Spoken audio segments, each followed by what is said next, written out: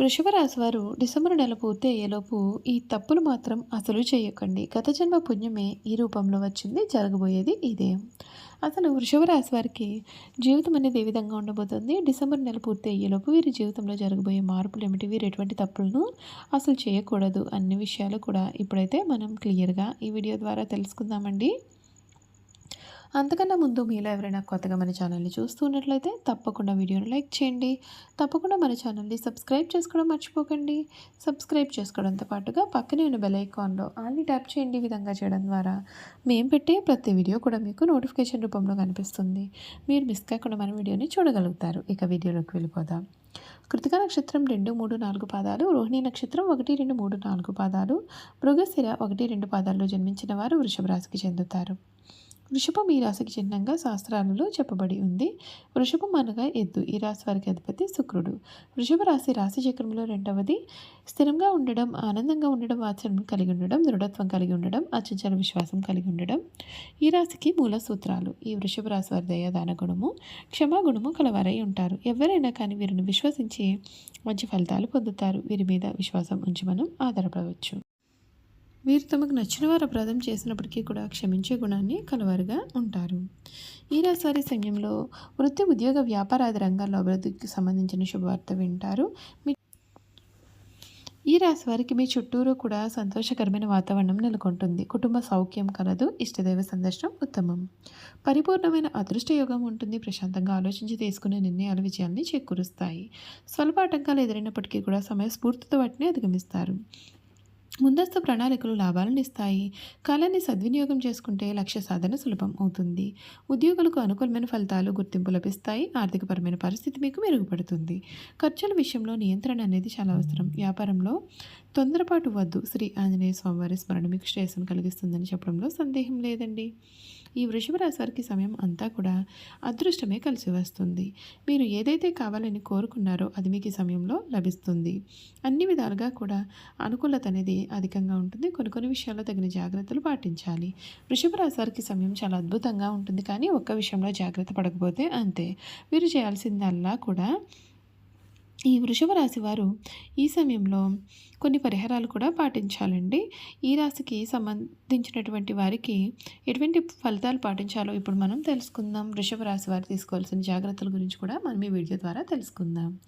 ఈ ఏడాది వృషభ రాశి వారు ఆదాయం బాగున్న అనవసరమైన ఖర్చుల విషయంలో జాగ్రత్త వహించాలి అని జ్యోతిష శాస్త్రం చెబుతోంది. డబ్బులు వడ్డీలకు ఇచ్చే సమయంలో పెద్ద మొత్తంలో పెట్టుబడులు పెడుతున్నప్పుడు కూడా 1-2 సార్లు ఆలోచించడం మంచిది. పెద్దల యొక్క సలహాలు తీసుకోవడం మంచిది. అలాగే ఆరోగ్యానికి సంబంధించినటువంటి జాగ్రత్తలు తీసుకోవాల్సి ఉంటుంది. ఈ రాశి వారు ముఖ్యంగా గొంతు, థైరాయిడ్, ఛాతీకి సంబంధించిన సమస్యలు వచ్చే అవకాశం ఉంటుంది. సరైన ఆహార నియమాలు పాటిస్తూ యోగా, వ్యాయామం చేయడం ద్వారా ఉపశమనం కలుగుతుంది. మరొక ముఖ్యమైన విషయం ఏమిటి అంటే కుటుంబం విషయంలో జాగ్రత్త వహించాలని కూడా సూచన.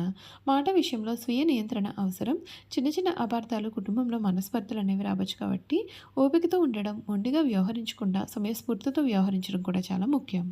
ఈ వృషభ రాశి వారు పాటించాల్సినటువంటి పరిహారాలు. వృషభ రాశి వారు ప్రతి శుక్రవారం రోజున మహాలక్ష్మి అమ్మవారిని పూజించడం శుభప్రదం. అమ్మవారికి తెల్లని పువ్వులతో పూజ చేయడం, పాయసం లేదా తెల్లని స్వీట్లు నైవేద్యంగా సమర్పించడం మంచిది. అలాగే వీలు కుదిరినప్పుడు అలా కూడా వెంకటేశ్వర స్వామివారిని, వినాయకుని ఆలయాలను సందర్శించడం వలన కూడా శుభ ఫలితాలు కలుగుతాయి. ముఖ్యంగా శుక్రవారం రోజున పేదలకు, వికలాంగులకు దాన ధర్మాలు చేయడం, ముఖ్యంగా బియ్యం, పాలు, పంచదార వంటి తెల్లని పదార్థాలను దానం చేయడం వలన అమ్మవారి యొక్క అనుగ్రహం కలుగుతుందని నమ్మకం. అలాగే శని ప్రభావం వలన కలిగే ప్రతికూల ఫలితాలను తగ్గించుకోవడం కోసం శనివారం రోజున ఆంజనేయ స్వామిని పూజించడం శుభప్రదం. ఈ రాశివారు పఠించాల్సినటువంటి మంత్రాలు.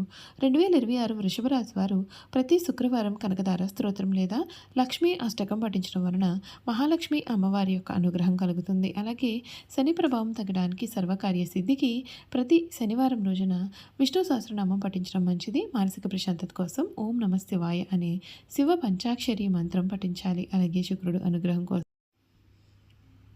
శుక్రుడి యొక్క అనుగ్రహం కోసం ఓం భార్గవాయ విద్మహే ధనుర్ధరాయ ధీమహి తన్నో శుక్ర ప్రచోదయాత్ అనే మంత్రాన్ని పఠించడం వలన శుభ ఫలితాలు కూడా కలుగుతాయి. చూసారు కదండి.